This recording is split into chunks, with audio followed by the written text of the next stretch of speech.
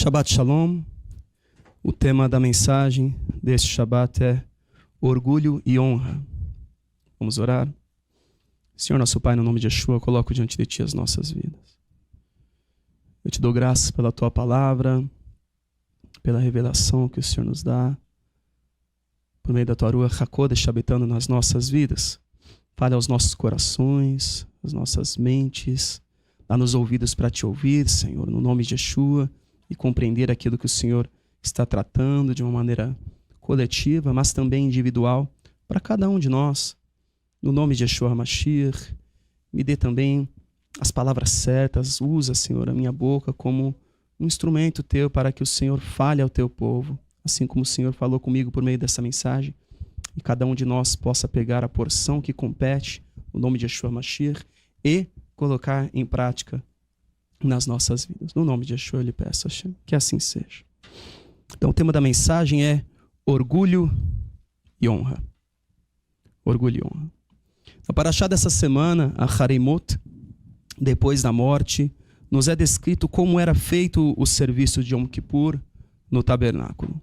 Também são dadas instruções sobre não ingerirmos sangue e quais práticas sexuais são ilícitas. Quando nós lemos a Torá, nós podemos incorrer no erro de ver cada pessoa ali representada como um personagem de ficção e não necessariamente como um ser humano com vontades, sentimentos, propósitos, ambições, amor próprio e honra. Todo ser humano pode ser ferido em uma relação com alguém ou em situações que vive nessa terra. Existem dores físicas, seja por enfermidade, seja por acidente, dor de prejuízo em relação a bens ou oportunidades perdidas. E a Ruach nos traz a atenção para a dor que atinge o nosso orgulho. E quando o orgulho é ferido, é nisto que estamos errando de fato. Porque somente tomando uma direção errada na nossa vida, nós fazemos o nosso orgulho crescer ao ponto dele ser ferido. Nossa autossuficiência, nossa arrogância e nosso ego. Nós não temos de nos orgulhar em nada quando o nosso orgulho é ferido.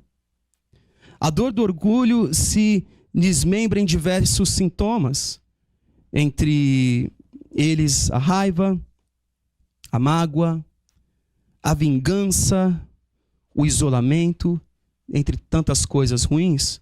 O orgulho, irmãos, ele nunca é passivo. Ele sempre vai buscar de alguma forma demonstrar o quanto ele foi ferido, o quanto aquilo foi ruim para ele. Ele sempre vai atuar, ele é ativo. Quando o nosso orgulho é ferido, nós buscamos demonstrar o quanto nós fomos feridos. Nós queremos que o outro perceba a nossa dor, ou pior, que sinta a nossa dor. O processo do orgulho é sempre fazer com que o outro sinta a minha dor. Mas existe também uma dor mais nobre do que a do orgulho, que é a dor da honra.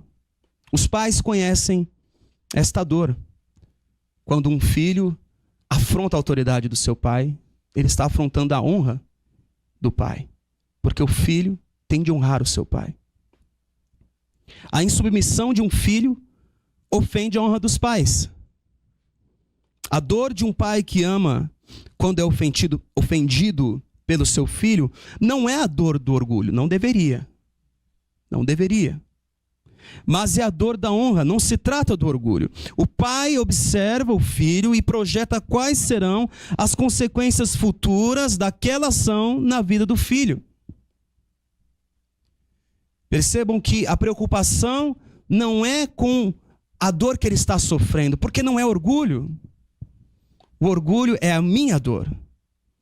Se trata do eu, o que ele fez para mim. Mas quando o pai tem a sua honra ofendida, ele pensa o que vai ser deste filho se ele continuar neste caminho. Não é o que vai ser da minha imagem perante os outros se meu filho continuar fazendo isso. Percebem a diferença? Eu não estou preocupado comigo, isso é orgulho. Eu estou preocupado com ele, isso é honra. A minha honra como pai pode ser ferida. A conduta do pai que ama e educa seu filho deve ser a de não se preocupar consigo mesmo, mas se preocupar com a criança. E assim, ele não vai desejar vingança contra o seu próprio filho, demonstrando ira, raiva e todos aqueles processos que o orgulho faz. O orgulho, ele vai gerar raiva, mágoa, vingança, isolamento. Não fala mais comigo, estou com raiva de você. Isso é orgulho. E todo pai é provado se ele vai tratar o seu filho e a sua filha com orgulho. Eu também estou nessa prova, como pai. Todo pai, toda mãe é provado se o seu orgulho vai ser ferido. Se o seu orgulho se inflou a este ponto, de todas as vezes que seu filho te afrontar, você receber aquilo no teu orgulho. E aí você vai se vingar do seu filho. Não é educação, é vingança. É vingança. Quando o amor verdadeiro, que amadureceu, não existe orgulho envolvido. A honra não tem o desejo de vingança, porque a preocupação é com o outro. Porque quando nós nos vingamos, é para nos satisfazer. Satisfazer o meu desejo de vingança.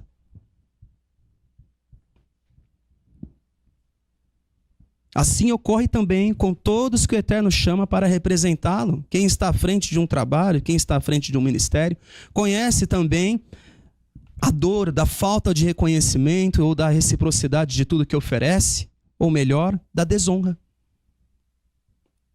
Isto precisa estar muito claro, porque difícil coisa é estar na posição de liderança no que quer que seja, irmãos.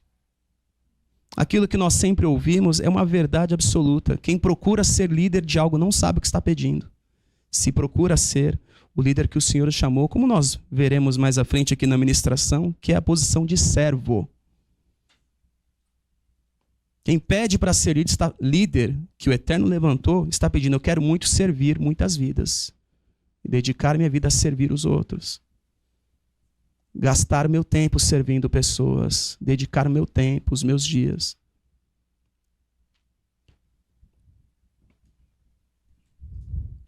Quando nós somos afrontados de um modo deliberado, isso pode ferir nosso orgulho, dependendo de como nós estamos, mas com certeza vai ferir a nossa honra, a honra que é devida a nós. Se nós não aprendemos a honrar pessoas, eu não terei como honrar o Eterno. Inclusive, esta tem de ser a maior apreensão de um pai, de uma mãe, ou de qualquer líder que ama vidas e deseja servir as pessoas, de servir vidas e servir o Eterno. Saber honrar pessoas. Quem está à frente é o primeiro que tem que se preocupar com isso. Eu estou honrando as pessoas que estão comigo. Cada vida possui honra, porque as Escrituras dizem que nós carregamos o nome do Eterno. Nós somos morada dele. É como nós cantamos na canção Ha'er Panecha, no refrão da música. A parte que mais é cantada desta música fala que Shimcha nika al ircha ve'al amecha, pois o seu nome está sobre tua cidade e sobre o teu povo. Nós estamos cantando o texto de Daniel, capítulo 9, versículo 19. Senhor, ouve, Senhor, perdoa, Senhor, vê e age. Por amor de ti, meu Deus, não te demores, pois tua cidade e o teu povo levam o teu nome. Oração de Daniel, pedindo perdão pelos pecados dele, pelos pecados do povo, dos seus ancestrais, e clamando ao Senhor: Senhor, o teu povo leva o teu nome. Porque quando é muito tentador para nós, quando oramos, vemos as situações, Daniel viu o que estava acontecendo e os 70 anos que eles ficariam no cativeiro. E ele poderia culpar todos os outros. Eu estou te servindo, Senhor, é por culpa dos outros que eu estou aqui. Muda a minha sorte, porque eu não fiz nada. Mas ele escolheu pedir perdão e honrar o nome do Eterno que estava nas pessoas. Honrar o nome do Eterno que está na cidade de Jerusalém. Honra.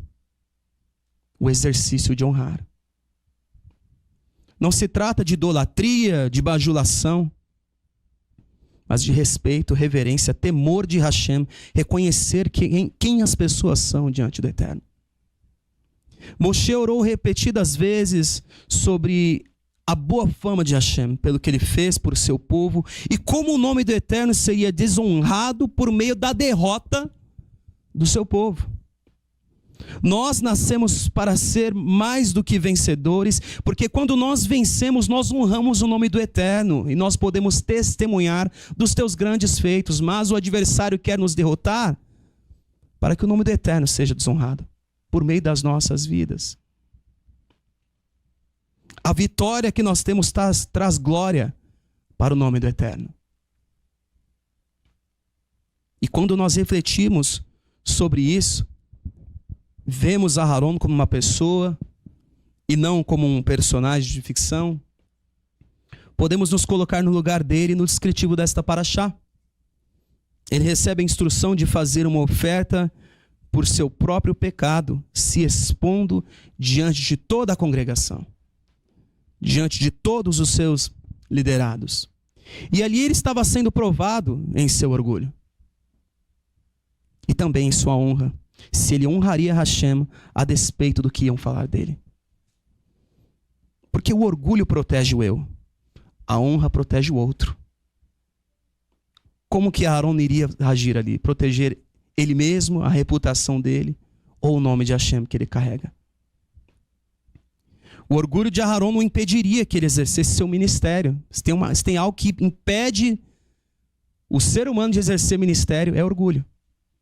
De fazer o que o Senhor deseja. Orgulho, para tudo. Porque quando nós passamos a fazer o que o Senhor deseja, o eu vai ficar por último. Nós passamos a nos importar primeiro com o Senhor, depois com os outros, para não envergonharmos o nome do Senhor que nós carregamos. É uma grande responsabilidade. Mas se nós nos importamos com a vergonha que nós vamos passar, nós já não conseguiremos exercer o ministério que o Senhor tem para as nossas vidas, irmãos. Isso é muito importante para todos nós entendermos, que quando o nosso orgulho entra em ação e nós passamos a nos preocupar com o eu, acabou o exercício do ministério do Senhor nas nossas vidas. Porque a preocupação é sempre o que vai acontecer comigo, o que vão falar de mim, será que isso aqui é bom para a minha reputação? O orgulho impede a nossa vida de exercer ministério. Talvez você tenha pedido para o Senhor fala comigo, mas o teu orgulho está impedindo isso, porque você já tem a decisão tomada, por conta do orgulho. O orgulho nos impede. Como nós vamos ser ministros do Senhor? Imagina se Yeshua fosse orgulhoso. Já pararam para pensar nisso? Imagina se Yeshua fosse orgulhoso. Se o Eterno agisse com orgulho para conosco, você acha que ia ter alguém aqui? O orgulho nos impede de sermos como Hashem, de sermos como Yeshua. E Aharon, se ele fosse orgulhoso, ele falou: eu não vou confessar meu pecado na frente de todo mundo.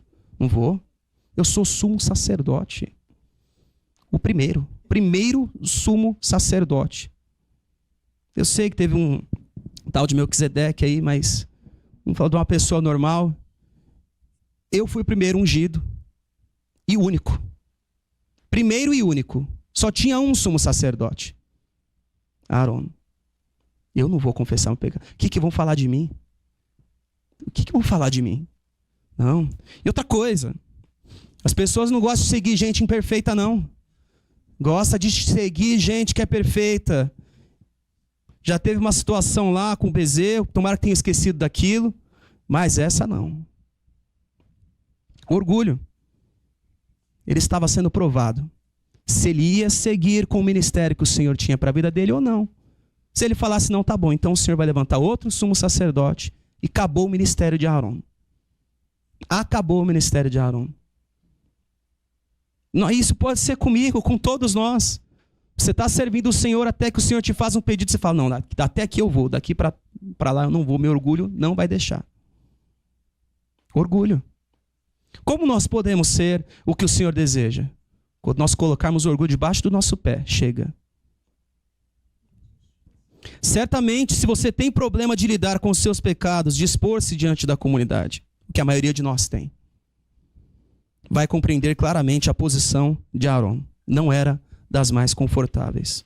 Se você participou de Yom Kippur aqui na Beit, sabe que as confissões não são apresentadas junto com o nome da pessoa. Nós buscamos poupar as pessoas, mas com Aaron ele teve que confessar o pecado dele. Ele pronunciaria as confissões diante do seu próprio sacrifício e faria isso por si e depois pelo povo.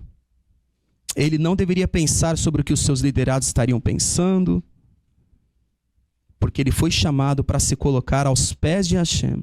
E ali não só o orgulho dele seria provado, mas também a sua honra. Ele veria se ele honraria o Eterno com a honra que ele tinha como sumo sacerdote. Ele precisava ser purificado primeiro, para então poder ser útil no serviço de todo o povo de Israel. Todos nós também precisamos buscar a correção em nós primeiro.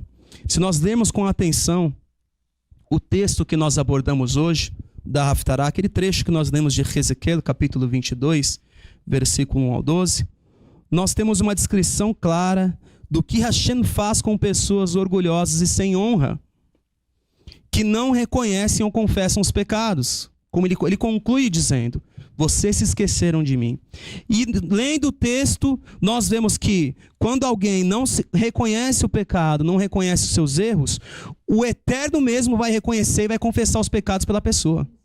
Você não vai confessar os seus pecados, então eu vou confessar por você e vou te mostrar o que você está fazendo de errado. Olhando o texto, nós vemos Hashem dizendo que os príncipes de Israel assassinavam, desprezavam pai e mãe, praticavam extorsões contra o estrangeiro, eram injustos para com o órfão, para com a viúva, desprezavam as coisas santas, o Shabat, eram caluniadores, comiam carne de ídolos, mantinham relações impuras, adultérios, incestos, lucravam. Ele vai descrevendo tudo o que eles estavam fazendo, porque eles mesmos não faziam isso. Eles não confessavam os pecados, irmãos. Eles não reconheciam, não se responsabilizavam pelas ações, pelos seus pensamentos. Isso já aconteceu também antes, quando não havia mais um pensamento bom, quando todo o pensamento da humanidade estava corrompido, a terra foi destruída no dilúvio. Pensamento, tem que reconhecer também. Nós precisamos confessar os nossos pecados e reconhecer diante do Senhor, ainda que você se veja como um sumo sacerdote. Hebreus capítulo 8, versículo 12: pois para com suas iniquidades usarei de misericórdia e de seus pecados jamais me lembrarei. Mas para isso você tem que confessar, tem que reconhecer.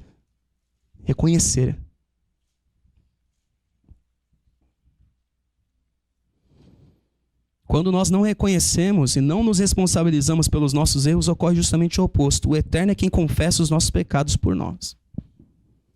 E isso não servirá para o bem, somente para condenação. Nós podemos tentar fugir do nosso pecado, do arrependimento, seja por orgulho, medo. Mas acredite no que está escrito. Não confessar será muito pior. E Aaron sabia disso. Ao se posicionar contra o orgulho dele, ele recebeu honra de Hashem. Em Mishlei, Provérbios capítulo 28, se os irmãos quiserem abrir. Provérbios capítulo 28, versículo 13. Nós vamos ler o versículo 13 e o versículo 14 de Mishlei, capítulo 28.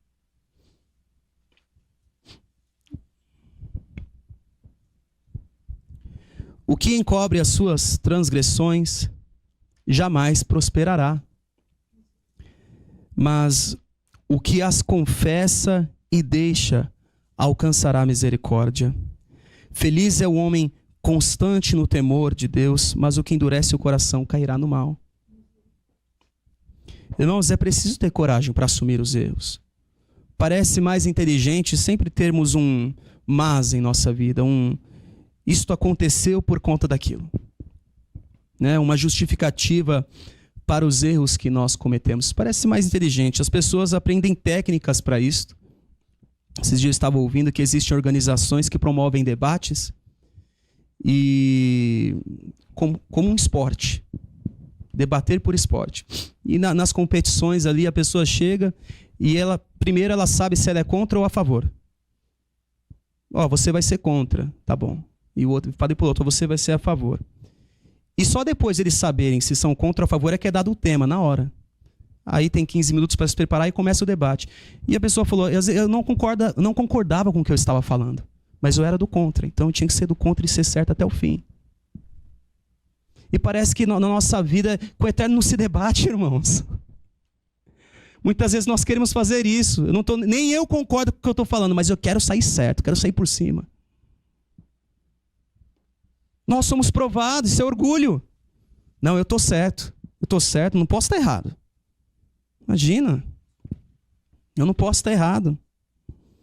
E o debatedor nem concorda ou acredita ser verdade com o tema que ele vai defender. Mas se trata do orgulho de sair por cima. Tenha coragem de falar, Senhor, eu estou errado. E nomeie os seus erros. É o melhor que nós podemos fazer, é para o nosso próprio bem. Quando nós promovemos confissão de pecados, nós promovemos um ambiente livre do medo. Afinal, se quem eu achei ser perfeito depende também da misericórdia do Senhor, eu não preciso mais ter medo de manchar minha reputação. Mas, infelizmente, como é difícil o reconhecimento de pecados. É muito mais simples, parece, desenvolvermos relações de medo com as pessoas em vez de relações de amor. Porque quem ama confessa os erros, busca a paz, luta contra o orgulho, busca honrar o próximo que carrega o nome de Hashem. E também busca as correções, irmãos. O amor, ele não detém a disciplina. O eterno é amor. Ainda em Provérbios, capítulo 3, o versículo 12, diz assim, Mishlei, Provérbios, capítulo 3, versículo 12, um texto muito conhecido. Porque o Senhor repreende a quem ama, assim como o pai ao filho que quer bem. O amor, ele não vai deter a disciplina. Ele vai corrigir. Nós sempre temos que avaliar isso. Quando eu corrigir alguém, eu estou fazendo pelo orgulho ou pela honra? Se for pela honra, você está visando o bem do outro. O orgulho, você está visando o seu bem. Você quer se vingar. Como você tem agido na sua vida? Com honra ou com orgulho? Nas relações de medo, o pecado é oculto por medo da reação do outro. A paz é vulnerável porque sempre existe o medo de ser traído, de ser ferido, de ser abandonado. Relações de medo são carregadas de orgulho e praticamente isentas de honra, porque ter medo de alguém não é honrar alguém. Mesmo entre pais e filhos, nós podemos ver relação de medo. Muitas vezes não é de uma repreensão severa, o filho tem medo de ser reprovado em alguma coisa. Medo. Medo de como o pai vai agir. Medo de como a mãe vai agir. E medo não é obediência. Medo não é obediência. O orgulho e o medo tendem a isolar pessoas. Quer saber? Eu não preciso disso. Não preciso disso. Vou entrar na minha casa, não saio mais, não congrego mais, não faço nada mais, não quero nem pessoa perto de mim. Porque o orgulho, ele tende a isolar. E a palavra é muito clara a respeito de quem se isola. Ainda em Provérbios, se os irmãos estiverem aí com a escritura aberta, Mishlei, capítulo 18. Provérbios, capítulo 18, versículo 1. Vou ler na versão NVI. Quem se isola busca interesses egoístas e se rebela contra a sensatez. Na Almeida, revista atualizada, está escrito assim: o solitário busca o seu próprio interesse e insurge-se contra a verdadeira sabedoria. É quem se isola. Orgulho. Não preciso de ninguém. Orgulho. Orgulho. Irmãos, muitas vezes a gente quer se isolar para falar assim: eu não preciso dessas pessoas. Não preciso de ninguém na minha vida, ninguém precisa me ensinar, já aprendi tudo, já sou experiente. Não preciso. Não quero passar. Porque se nós estamos ao lado de pessoas, as pessoas são imperfeitas. Esses dias eu compartilhei a respeito de uma vida que eu tenho visto, uma conversão verdadeira, um encontro com o Senhor. E eu fiquei muito feliz com isso, porque enquanto me era contado o testemunho do que, olha, tal pessoa me falou essa palavra, e eu recebi aquela palavra ali, e eu só via a respeito do outro. Eu só ouvia quando dizia, aquele ali é uma pessoa admirável, aquele outro ali é uma pessoa admirável. Eu ficava pensando, até essa pessoa decepcionar você. Mas eu ficava quieto. Eu vou ficar quieto, porque ele não sabe que as pessoas são imperfeitas. E o tempo foi passando, e quando o discurso passou a ser, o Senhor tem falado comigo, o Senhor tem ministrado a minha vida, o Senhor usou tal pessoa. Eu falei, agora sim está no caminho. Porque enquanto nós estivermos ao lado de pessoas, nós estaremos ao lado de imperfeições, de defeitos. Estamos todos a caminho. É andar sobre a liderança de Aaron, o sumo sacerdote que confessou seus pecados. Todos nós estamos a caminho. Por isso que não tem sentido nós nos isolarmos por conta do outro. Ah, não, porque nós também estamos a caminho, todos nós. Todos nós.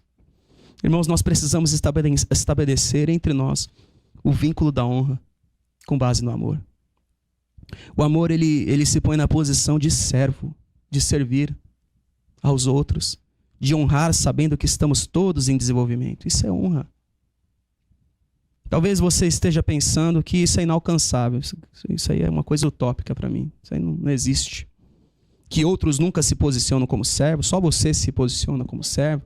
Não, só eu servo. Eu fico lá vendo as pessoas, só eu estou servindo. Só eu estou servindo. Olha lá, o outro lá está lá, sentado. Eu estou servindo.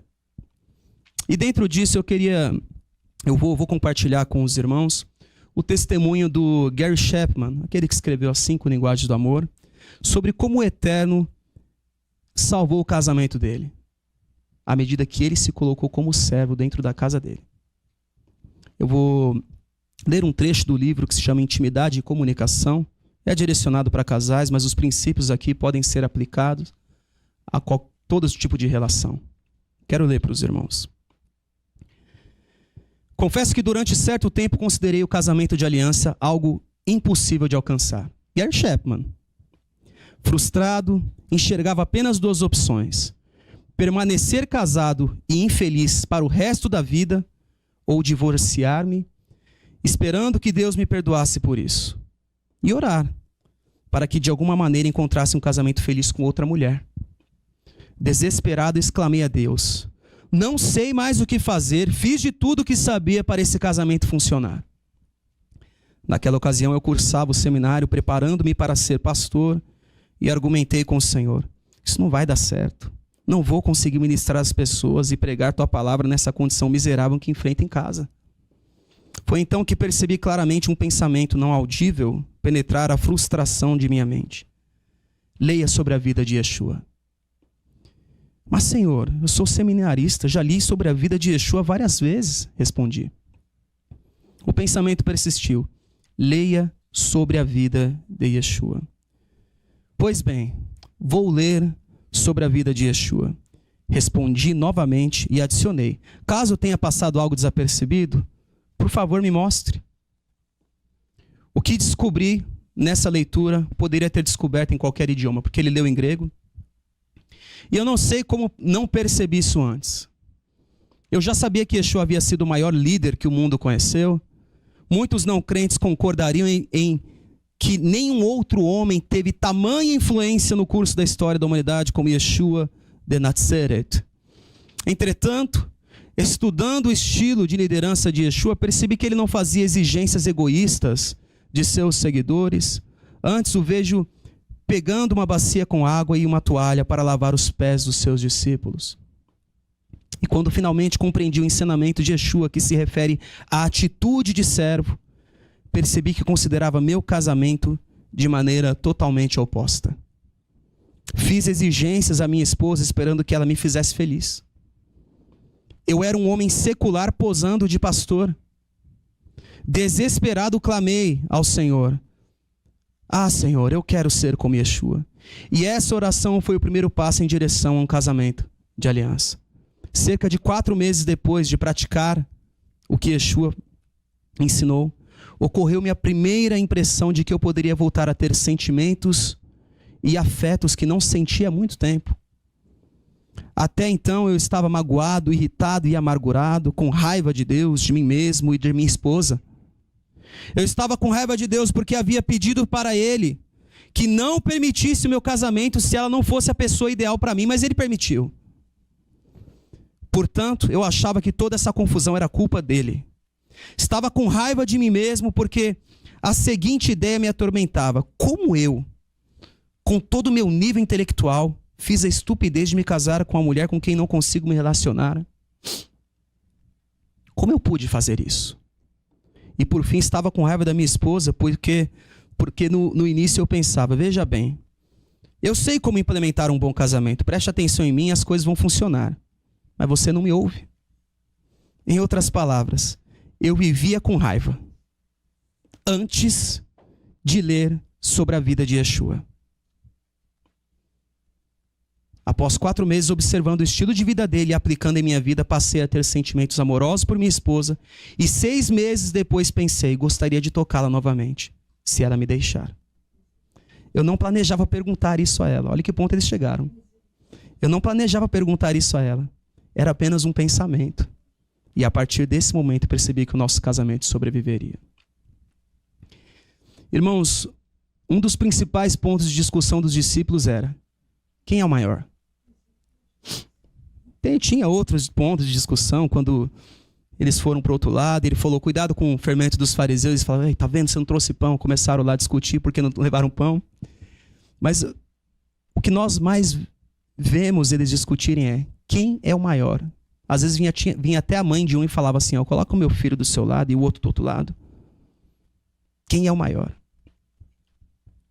Era o principal ponto de discussão, de divergência entre eles. Quem que é o mais importante? Quem que vai governar? Quem que vai estar do lado direito dele? Quem que vai estar do lado esquerdo? E os discípulos do Mashiach só pararam com esses conflitos quando eles se uniram para amar e honrar uns aos outros e deixarem de ser apenas seguidor de Yeshua. Yeshua não teve orgulho ferido quando lavou os pés dos discípulos. Não dá nem para pensar isso, mas imagina o que eu estou fazendo lavando os pés desses homens. Ele estava ensinando honra para eles. O princípio de honrar uns aos outros. Honrar, no caso de Yeshua, quem é menor que você. Quem sabe menos que você. Quem não tem noção do que a vida vai apresentar do ministério. Vocês acham que eles tinham noção do ministério que eles iam exercer sobre a terra, do legado que eles iam deixar para nós? Mas não importa, Yeshua estava lá lavando o pé daqueles homens sem noção. Sem noção do que o Senhor estava fazendo. Tanto é que depois que ele terminou, a primeira coisa foi: vocês entenderam o que eu estou fazendo? Vocês me chamam de mestre, Senhor. E estão certos, porque eu sou. Mas eu lavei os pés de vocês.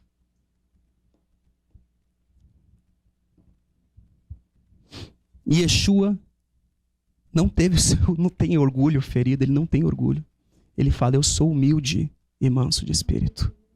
É o que ele diz. Já pensou? Já olhou para Yeshua como uma pessoa humilde? Humilde. Enquanto o Gary Chapman tentou salvar o casamento dele com orgulho, ele fracassou. Até o momento que o Senhor falou: estude sobre a vida do meu filho. E aí ele se colocou como servo na casa dele. O que eu posso te ajudar, amor? O que eu posso fazer por você? 6 meses depois, ele falou: eu estou com vontade de tocar na minha esposa. Ele persistiu.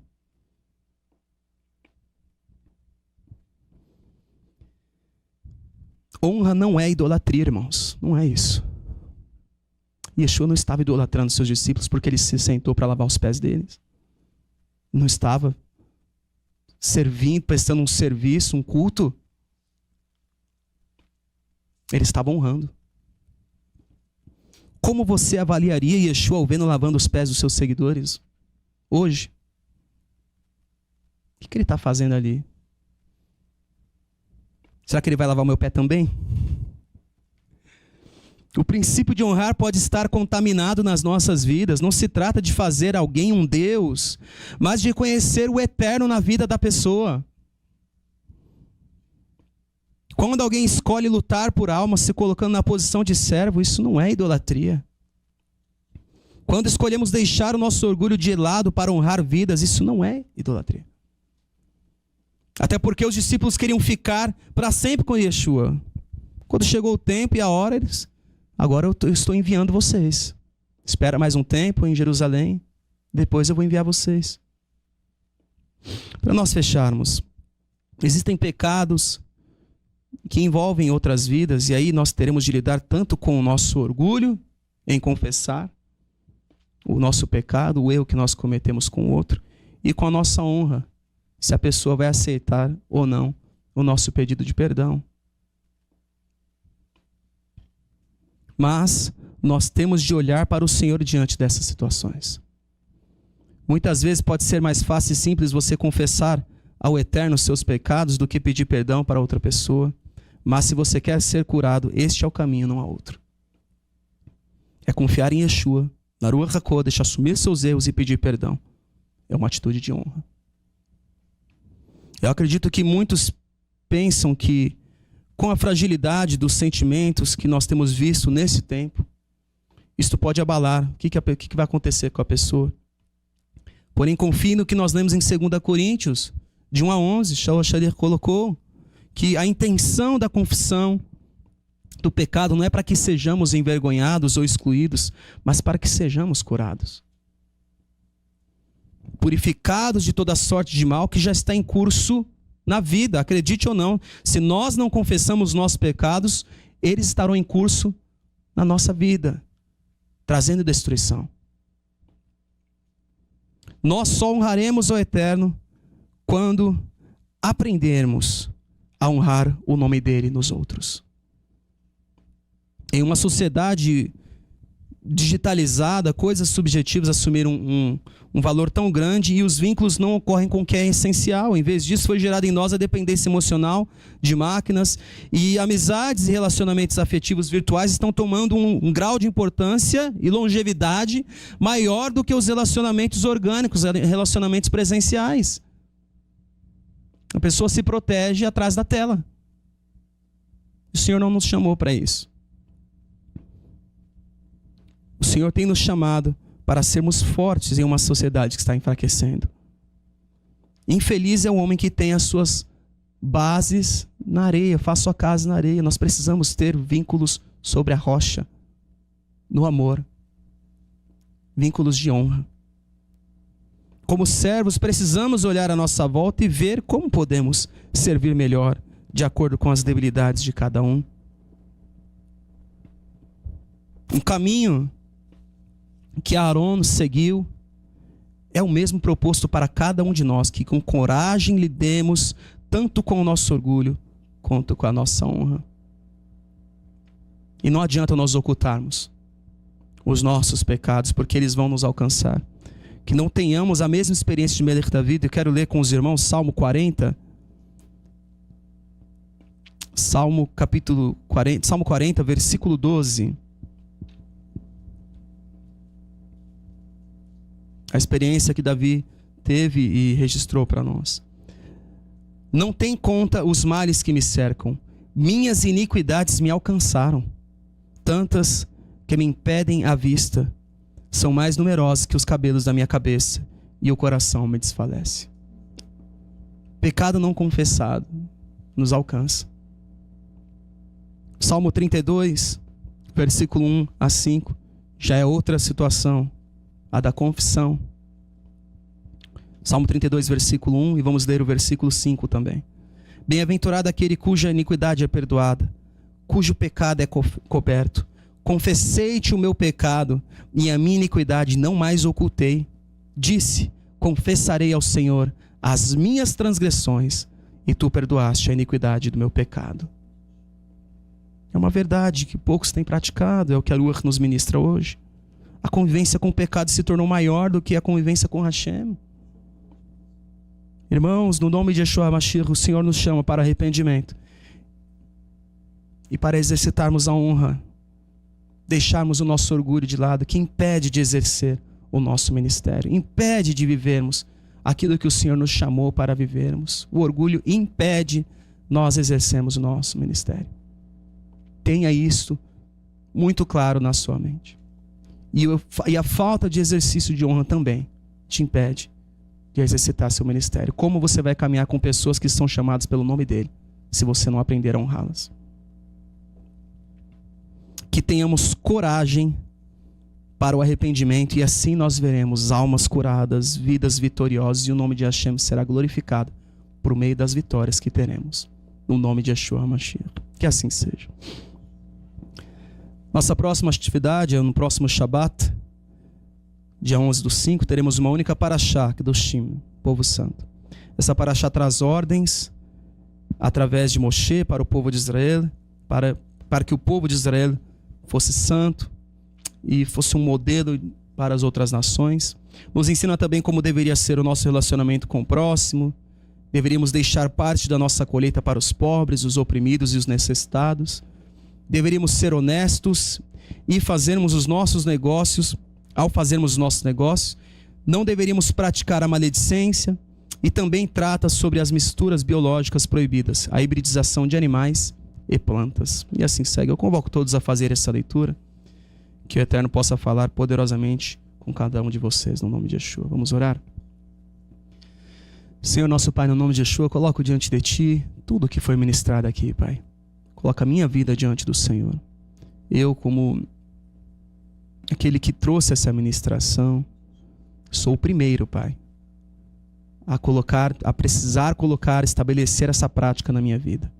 Remover da minha vida toda relação de medo, Pai, na minha casa, na minha família, com os meus irmãos, onde eu estiver, Pai, que eu seja um servo do Senhor.